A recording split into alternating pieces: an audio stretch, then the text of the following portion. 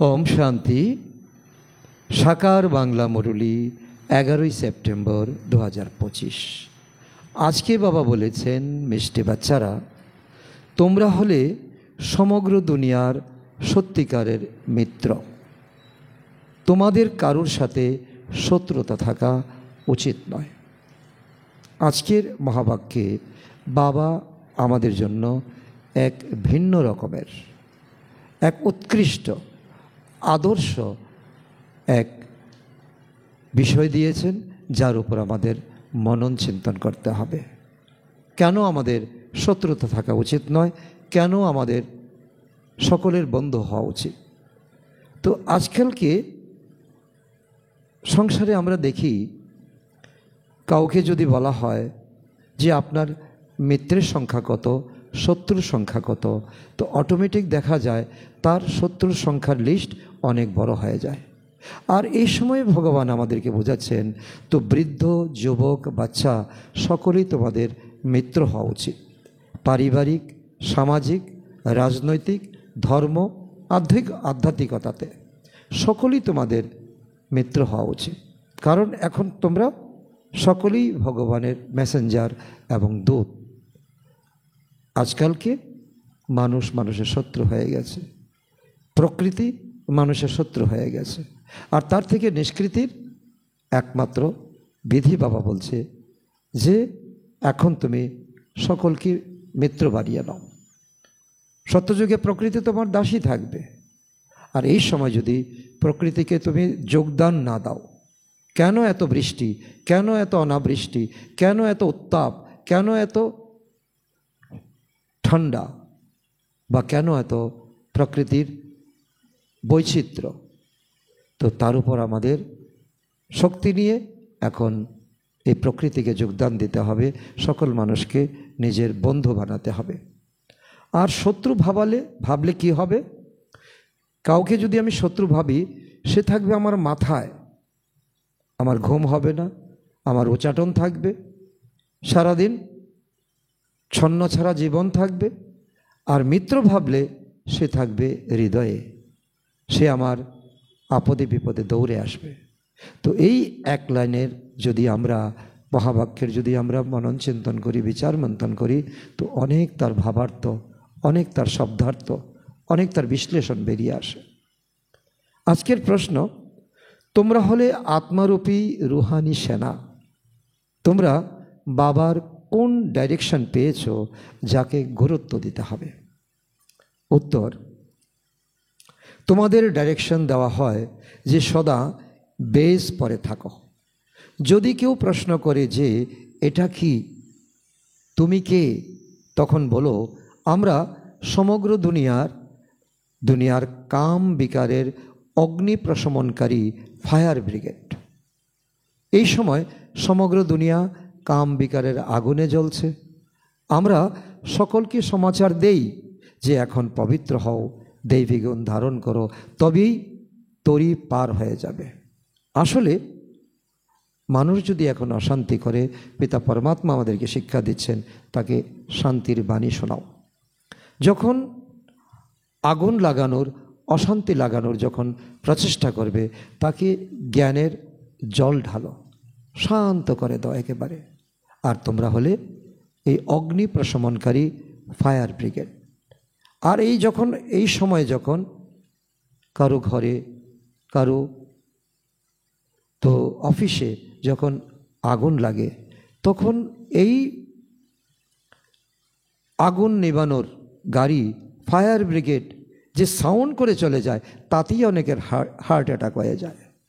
তো ঈশ্বর এই সময় বলছেন, আসলে তো এটা হলো স্থূল ফায়ার ব্রিগেড, আর তোমরা হলে সূক্ষ্ম ফায়ার ব্রিগেড। তোমরা এখন সকলের কাম অগ্নিকে নিবারণকারী ফায়ার ব্রিগেড। ওম শান্তি। মিষ্টি মিষ্টি আত্মারূপী বাচ্চারা, সহজ হয়ে বসেছ তো? বাবার সামনে বসেছ বাবার সাথে যোগ লাগানোর জন্য। কারোর অনেক অসুবিধা বোধ হয়, তাই না? অনেকে বিভ্রান্ত হয়ে পড়ে, আমরা কিভাবে বসবো, আমরা কি টান হয়ে এবং কঠোর নিয়মের অবস্থাতে বসবো?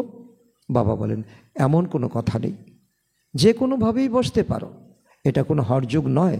কেবল বাবাকে স্মরণ করতে হবে, বাবার সব সম্বন্ধ স্মরণ রাখতে হবে, এতে কোনো অসুবিধা হওয়ার কথা নয়। হরযোগীরা টান টান হয়ে কঠোর নিয়মানুবর্তিতার সঙ্গে বসে, পায়ের উপর পা তুলে বসে, যাতে একটি পা অন্য পাটির উপর যে বসে আছে তা যেন চুল পরিমাণ না লড়ে, এটার উপর তার ফোকাস থাকবে। এখানে বাবা বলেন আরাম করে বসো, বাবাকে আর 84 চক্রকে স্মরণ করো। এ হলো অতি সহজ, যা উঠতে বসতে বুদ্ধিতে থাকে। যেমন দেখো, বাবা দেখিয়ে বলছে, যেমন দেখো এই ছোট্ট বাচ্চাটি তার পিতার পাশে বসে রয়েছে, তার বুদ্ধিতে নিশ্চয়ই তো মা বাবার স্মরণেই থাকবে। সে আর কী বুঝে, কী জানে? মা যদি তাকে আকাশের উপর ছড়ে দেয়, সে খিলখিল করে হাসতে থাকে। সে জানে যদি আমি পরে যাই মার কোলেই পড়ব, নিশ্চিন্ত স্থান সেটা। তোমরাও তো বাচ্চা, তাই না? তো বাবাকে স্মরণ করা অতি সহজ নাকি কঠিন? তোমরাই বলো।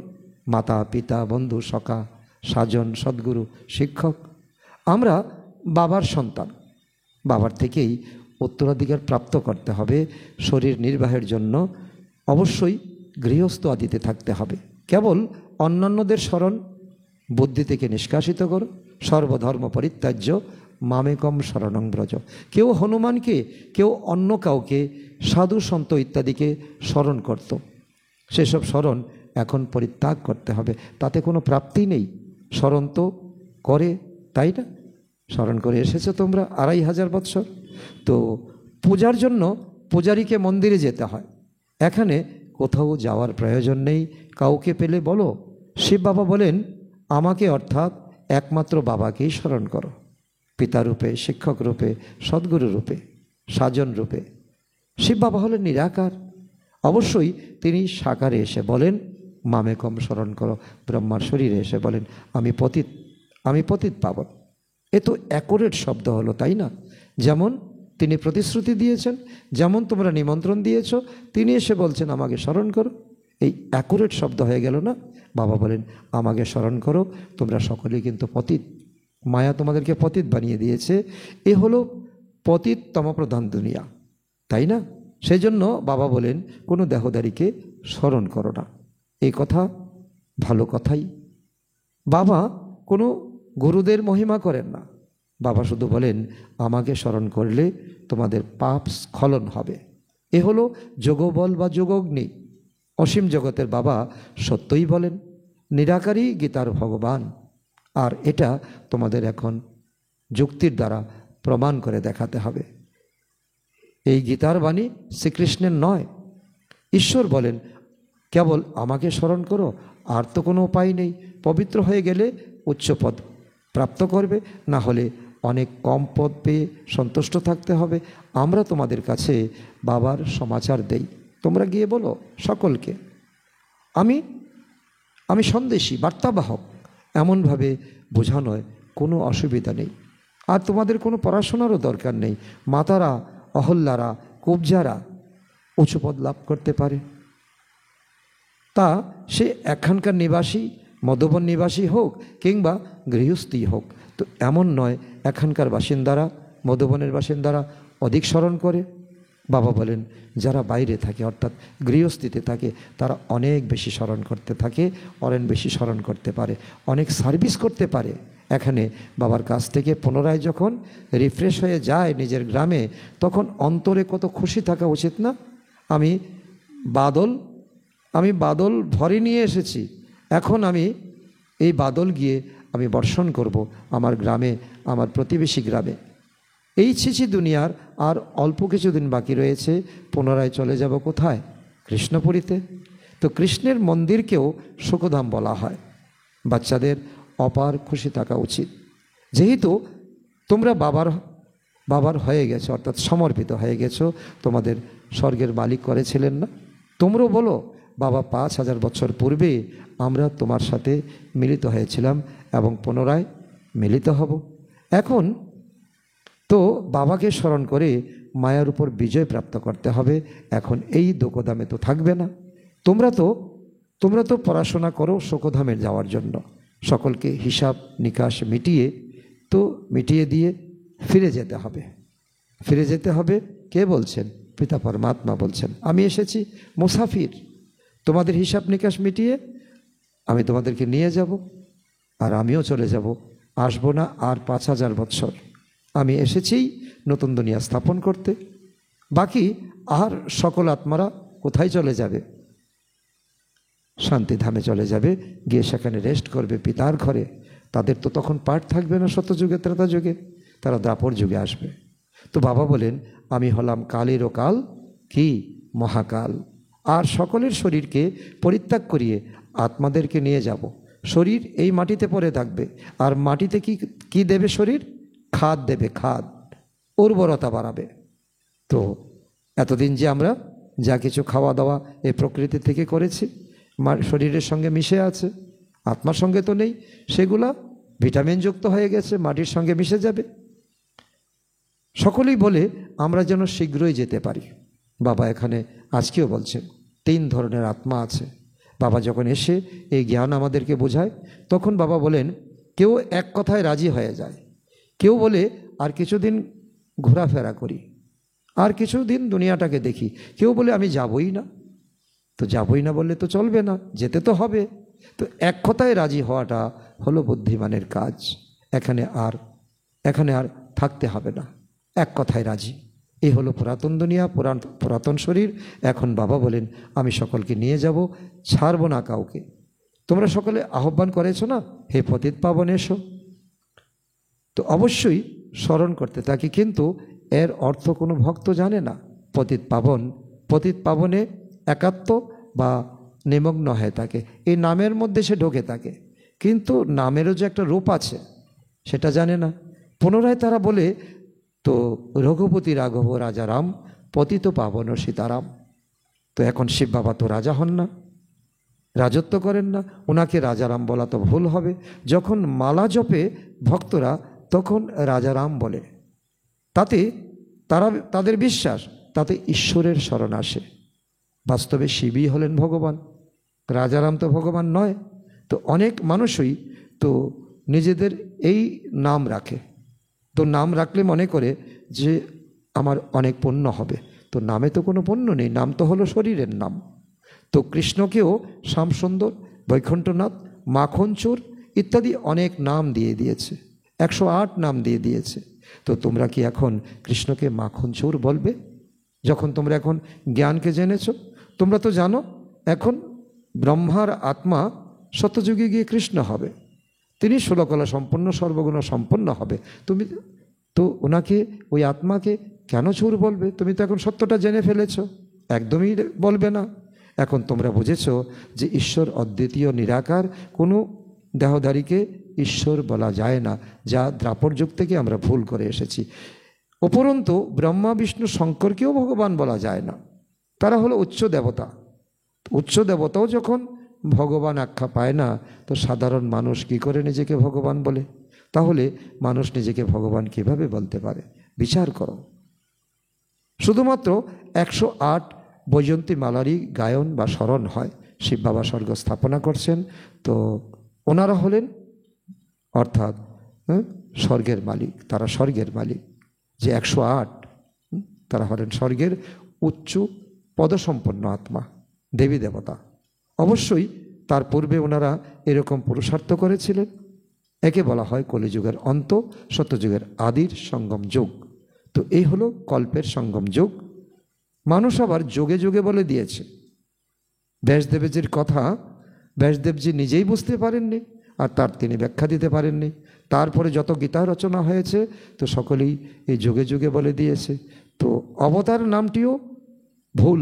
পুনরায় তাকে তো মাটিতে, পাথরে, নড়িতে ভগবান সর্বত্র বিরাজমান, কণায় কণায় ভগবান বিরাজমান বলছে। তো এও তো ড্রামা। কারণ নিন্দুকেরা যদি নিন্দা না করে, তাহলে সঠিক ভগবান এসে তো সঠিক পরিচয় কী করে দেবেন? তো যে কথা অতীত হয়ে যায় তাকে বলা হয় ড্রামা।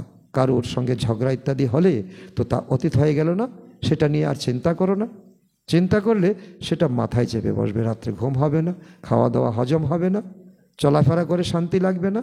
আচ্ছা, কেউ একটু কম বেশি বলেছে, তোমরা সেসবগুলি ভুলে যাও।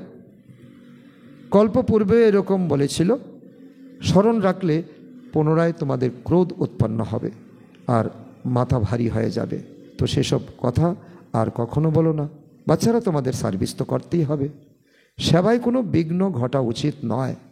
যদি কোনো আত্মার দ্বারা সেবাতে বিঘ্ন হয়, তো সেও কিন্তু ধর্মরাজের কাছে কৈফিয়ত দিতে বাধ্য যে আমি আত্মা এই বিরোধ করেছিলাম। তখন তার সামনে তো সেই চিত্র ফুটে উঠবে, তখন তাকে সাজা দেওয়া হবে। তো সেবায় দুর্বলতা দেখানো কিন্তু উচিত নয়, কারণ এটা কার সেবা? শিব বাবার সেবা, তাই না? শিব বাবার সেবা, যে কোনো সেবা, বাসন মাজা থেকে শুরু করে ভাষণ করা পর্যন্ত অলরাউন্ড আমাদের হতে হবে। সেখানে কখনো এতটুকু না বলা উচিত নয় যখন সেবার কোনো ডাক আসে, তা না হলে নিজের পথ ভ্রষ্ট করে দেবে। তোমরা বাবার সহায়তাকারী হয়েছ না, খোদাই খেদমতগার হয়েছ, তাই সম্পূর্ণভাবে সহায়তা করতে হবে। বাবার সেবায় এতটুকু প্রবঞ্চনা করা উচিত নয়। সকলকে বার্তা পৌঁছাতেই হবে। বাবা বলতে থাকেন, মিউজিয়ামে এমন নাম রাখো মিউজিয়ামের, তো মানুষ দেখে যাতে অনায়াসে প্রবেশ করে আর এসে জানে যে এ তো নতুন জিনিস, তাই না? তো এমন নাম, বিউটিফুল ওয়ান্ডারফুল নাম রাখতে হবে, তো মানুষ নতুন জিনিস দেখে ভিতরে প্রবেশ করে। এমন লেখো, গেটওয়ে টু হেভেন, স্বর্গে যাওয়ার রাস্তা, এখানেই বিনামূল্যে বোঝানো হয়, পর্চা দেওয়া হয়, চিত্র প্রদর্শনী করা হয়। এইভাবে তোমরা প্রচার করতে থাকো। আজকাল বিদেশ থেকে ভারতে আসে কেন? প্রাচীন রাজযোগ শিখতে। যখন প্রাচীন অর্থাৎ সর্বাপেক্ষা পুরানো হয়, তখন সে তো ঈশ্বরেরই শেখানো, যার 5000 বছর অতিবাহিত হয়ে গেছে। স্বয়ং ঈশ্বর পরমাত্মা বলছেন, শতযুগ ত্রেতায় যোগ করা হয় না, কোনো প্রয়োজন নেই। যিনি শিখিয়েছেন তিনি তো চলে গেছেন পরম ধামে, তিনি গিয়ে বসে আছেন নিজের সিংহাসনে। যখন পুনরায় 5000 পরে আসবেন, তখন এসে তিনি আবার রাজযোগ শেখাবেন। সত্যযুগ ত্রেতা যুগে 2500 বৎসর দিন, কোনো অন্ধকার নেই, কোনো হোঁচট খাওয়া নেই, কোনো দ্বিধাদ্বন্দ্ব নেই, সংশয় নেই। প্রাচীন অর্থাৎ 5000 বৎসর পূর্বে ঈশ্বর শিখিয়েছিলেন, সেই ঈশ্বরই পুনরায় সঙ্গমে এসে রাজযোগ শেখাবেন, যার ফলে তোমরা আবারও পবিত্র হয়ে যাবে, আবারও সত্যযুগে যাবে। এই সময় 5 তত্ত্ব কিন্তু তমপ্রধান, কারণ আমরা প্রকৃতিকে অনেক জ্বালাতন করেছি, অনেকভাবে মাটিকে অনর্বরা করেছি, জলকে দূষিত করেছি এবং সব কিছু এই 5 তত্ত্বকেই পুরো আমরা দূষিত করে দিয়েছি। তার জন্য এখন জল দিয়ে চিন্তা করো, জলও কত ক্ষতি করে। জলবাহিত রোগ অনেক লোক মারা যায়, বায়ুবাহিত রোগ অনেক লোক মারা যায়। তো পুরানো দুনিয়ায় উপদ্রব হতেই থাকে, জলের দ্বারা, বায়ুর দ্বারা। শতযুগে এমন উপদ্রবের কোনো প্রশ্নই হয় না, কারণ প্রকৃতি তখন দাসী হয়ে থাকে।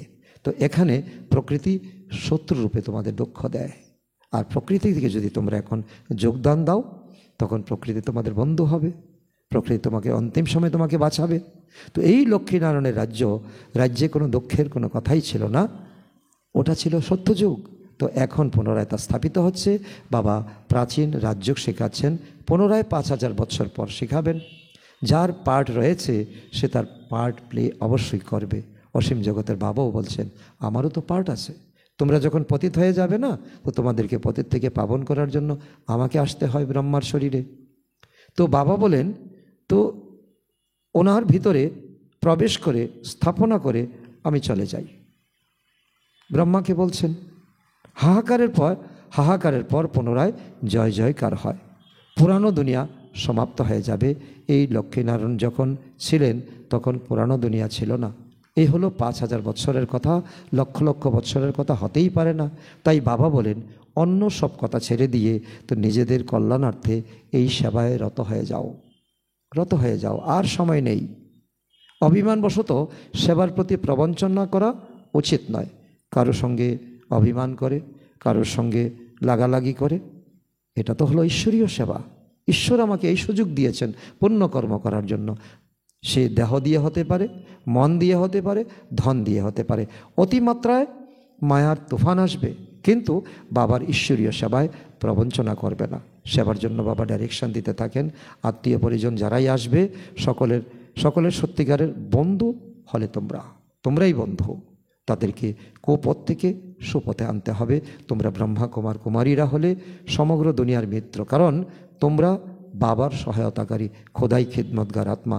বন্ধুদের মধ্যে কোনো শত্রুতা থাকা উচিত নয়। কোনো কথা উঠলে বলো বাবাকে স্মরণ করো। কেউ যদি কোনো দুঃখ বলতেও যায় তখন তাকে থামিয়ে দাও, বাবাকে স্মরণ করো। বাবাই ম্যানেজার, বাবাই হলেন আমাদের রক্ষক, বাবাই হলেন আমাদের টিচার, বাবাই হলেন আমাদের বৈদ্যনাথ। তিনি ডাক্তার, তিনি সার্জন। বাবাকে স্মরণ করো, বাবার শ্রীমত অনুসারেই চলতে হবে, তা না হলে নিজের অনেক ক্ষতি করে দেবে। তোমরা ট্রেনে করে আসো মধুবনে, অনেক টাকা ভাড়া যায়, অনেক টাকা। কেউ ফ্লাইটে আসে, কেউ বিদেশ থেকে আসে। ওখানে তো সত্যযুগে তো সম্পূর্ণ ফ্রি। তো সার্ভিসের অত্যন্ত সুযোগ রয়েছে এখন। ব্যাজ, বাবা বলছেন ব্যাজ অতি ভালো জিনিস সবার জন্য। প্রত্যেকের যারা পেয়েছে তাদের পরে থাকা উচিত। কেউ যদি প্রশ্ন করে যে তোমরা কারা, তখন বলো যে আমরা হলাম ফায়ার ব্রিগেড। কিসের ফায়ার ব্রিগেড? যেমন অগ্নি নির্বাপনের জন্য ওই ফায়ার ব্রিগেড রয়েছে, সাইরেন বাজিয়ে যায়, আর মানুষ অনেকে এই সাইরেনের শব্দে হার্ট ফেল হয়ে যায়। তো তেমনি এই সমগ্র সৃষ্টির সকলের মধ্যে তো কামাগ্নি দগদগ দগদগ করে জ্বলছে। এখন বাবা বলেন কাম মহাশত্রু, কাম বিকারের উপর বিজয় প্রাপ্ত করো, শক্তি অর্জন করো, অন্যকেও তুমি ফায়ার ব্রিগেডের মতো শান্ত করাতে পারবে। বাবাকে স্মরণ করো, পবিত্র হও, দৈবিক গুণ ধারণ করো, তাহলেই কী হবে? তরি পার হতে পারবে। তো এই ব্যাজ শ্রীমত অনুসারী নির্মিত হয়েছে। অতি অল্প সংখ্যক বাচ্চারাই রয়েছে যারা ব্যাজের দ্বারা সার্ভিস করে। বাবা মুরলির মাধ্যমে কত কিছু বোঝাতে থাকেন। প্রত্যেক ব্রাহ্মণের কাছেই এই ব্যাজ থাকা উচিত। কাউকে পেলে, রাস্তায় পেলে, ঘাটে পেলে, কোথাও পেলে, তাকে তো অর্থাৎ ব্যাজের মাধ্যমে বোঝাতে পারো। তখন তো তুমি রাস্তায় যাচ্ছ, বাজারে যাচ্ছ, কাউকে পেলে, তোমার কাছে তো কোনো হাতিয়ার নেই, এই ব্যাজটাকে দেখিয়ে তুমি সেবা করতে পারো। তো বোঝাতে হবে ইনি হলেন বাবা। মধ্যখানে বিন্দুকে দেখিয়ে বলো বাবা। তো এনাকে স্মরণ করতে হবে। আমরা সাকারের অর্থাৎ শরীরদারির মহিমা করি না। ফলানা গুরু শ্রী শ্রী 108 এমন মহিমা করে কোনো লাভ নেই, কারণ সকলেই এখন দেহধারী, বিকারে সকলের জন্ম। এটাই হলো প্রধান এবং প্রথম যুক্তি। তো কারো মহিমা করার কোনো প্রয়োজন নেই। আমার মহিমা করা কি আর না করা কি? স্বয়ং ঈশ্বর বলছেন সে তো আমার সন্তান, সে তো দুঃখে আছে। তোমাকে 2 শব্দ ভালো বলছে, কিন্তু ভালো 2 শব্দ সে কোথাও থেকে শুনেছে বা পড়েছে। তো তাহলে সে মহান হবে, সে কোনো বড় কথা নয়। সকলের সদ্গতি দাতা একমাত্র নিরাকার বাবা, তো ওনাকে স্মরণ করতে হবে। মানুষ তো এটাও জানে না। স্মরণের শক্তির দ্বারাই তোমাদের পাপ মোচন হবে। তখন অন্তিম মনস্থিতি অনুযায়ী তোমাদের গতি হবে। অন্তমতি সগতি। অন্তিম সময়ে যেমন স্থিতি হবে তেমনই গতি হবে। দুঃখধাম থেকে মুক্ত হয়ে যাবে। তো আর তখন তোমরা কোথায় যাবে? বিষ্ণুপুরীতে যাবে। আর অন্যরা কোথায় যাবে? অন্যরা যাবে পরমধামে, অনেক সময় বসে থাকবে। তো কত বড় খুশির খবর না? হ্যাঁ, তার জন্য তোমরা এই খুশির খবর লিটারেচার ছাপিয়ে বই বানিয়ে সকলকে দিতে পারো। বলো তোমরা দরিদ্র, তাই তোমাদের জন্য ফ্রি। আর বিত্তশালীদের জন্য তো অর্থ নিতেই পারো, কারণ এসব অনেক ছাপাতে হয়, অনেক তার পেছনে খরচা হয়। তো এ হলো এমন বস্তু যার দ্বারা তোমরা কাঙ্গাল থেকে বিশ্বের মালিক হয়ে যেতে পারো। কাউকে একটা ম্যাগাজিন দিয়ে তুমি এই আগাম মেসেজটা দিয়ে দাও, এটাকে ভালো করে পড়ুন, তাহলে দেখবেন এর মধ্যে এমন মেসেজ লুকিয়ে আছে যে আপনি কাঙ্গাল থেকে বিশ্বের মালিক হয়ে যেতে পারেন। শিক্ষা তো পেতেই থাকো তোমরা, যে কোনো ধর্মাবলম্বী হোক। বলো বাস্তবে তোমরা হলে আত্মা। তোমাদের এইটাই হলো প্রধান আইডেন্টিটি। নিজেদের আত্মা মনে করে বাবাকে স্মরণ করো। এখন বিনাশ সম্মুখ দাঁড়িয়ে আছে। বিনাশ কিন্তু কোনো ধর্ম দেখে বোম যখন পড়বে, এই ধর্মে পড়বে ওই ধর্মে পড়বে না, তা কিন্তু নয়। সকলের রক্ত ক্ষয় হবে, সকলের লাশ মাটিতে লুটিয়ে পড়বে, এই দুনিয়া পরিবর্তন হয়ে যাবে। শিব বাবাকে স্মরণ করলে তোমরা বিষ্ণুপুরীতে চলে যাবে। বারবার সেই মেসেজ দিতে থাকো।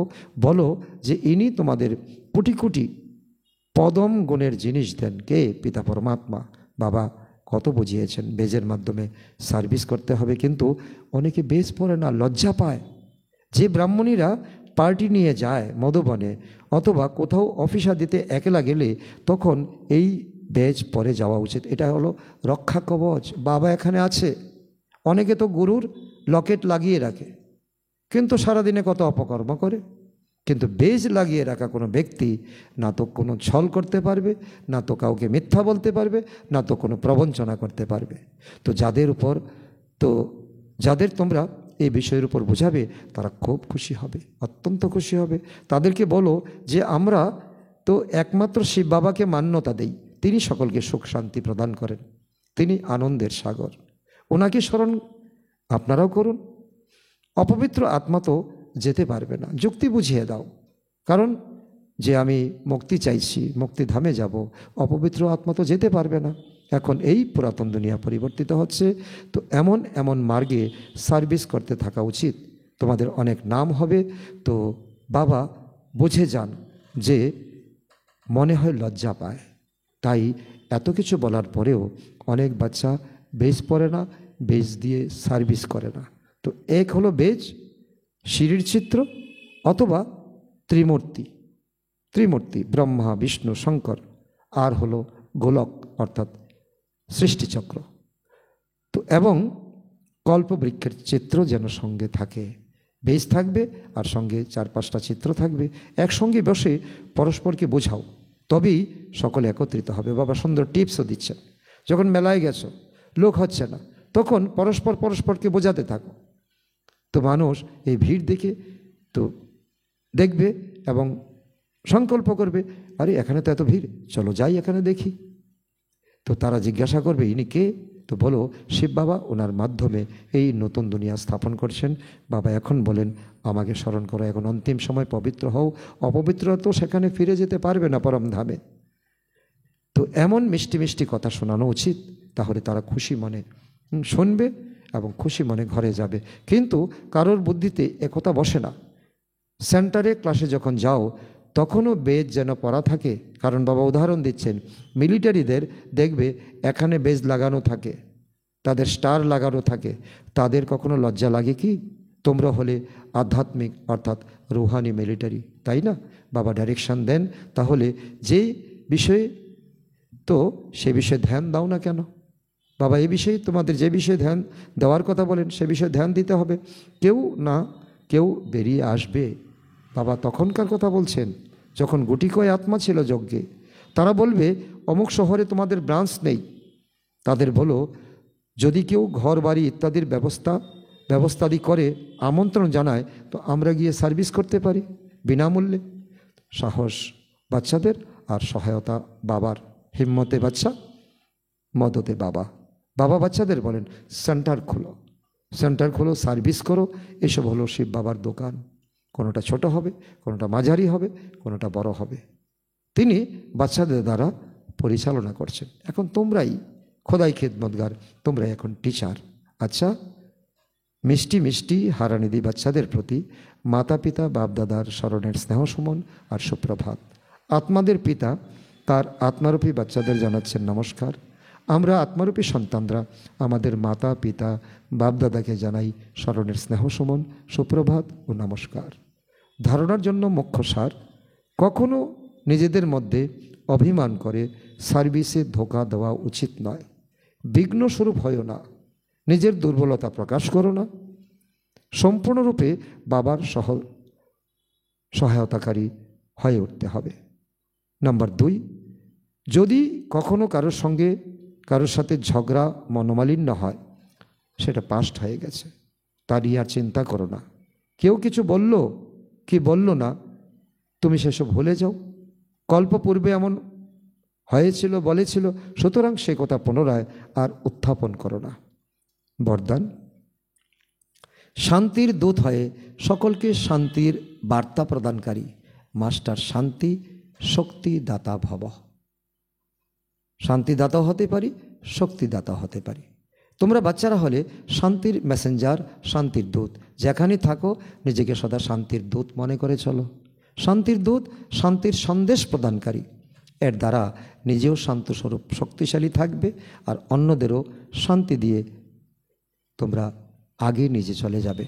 তারা অশান্তি দিলে তোমরা শান্তি দাও, তারা আগুন লাগালে তোমরা জল ঢালো, তোমরা না ফায়ার ব্রিগেড। এটাই হলো তোমাদের শান্তির মেসেঞ্জার। মাস্টার শান্তি, শক্তিদাতা বাচ্চাদের কর্তব্য। স্লোগান: যেরকম আওয়াজে আসা সহজ মনে হয়, এই দুনিয়ার লোকেদের সঙ্গে কথা বলা, হাঁটা চলা সহজ মনে হয়, তেমনি আওয়াজের ঊর্ধ্বে যাওয়াও যেন সহজ অনুভব হয়। 1 সেকেন্ডে সূক্ষ্মধাম, 1 সেকেন্ডে পরমধাম, 1 সেকেন্ডে ফরিস্তা। অব্যক্ত ইশারা। এখন লগনের অগ্নিকে প্রজ্বলিত করে যোগকে জ্বালারূপ বানাও। যোগে সদা লাইট হাউস আর মাইট হাউস স্থিতির অনুভব করো। জ্ঞান হলো লাইট আর যোগ হলো মাইট। জ্ঞান আর যোগ দুই শক্তি লাইট আর মাইট সম্পন্ন হবে, একে বলা হবে মাস্টার সর্বশক্তিমান। ভগবান যদি সর্বশক্তিমান হয়, আমরা মাস্টার সর্বশক্তিমান। এরকম শক্তিশালী আত্মারা যে কোনো পরিস্থিতিকে সেকেন্ডে পার করে নেয়। আজকের সমান আমি মাস্টার শান্তি, শক্তিদাতা আত্মা। আচ্ছা, ওম শান্তি।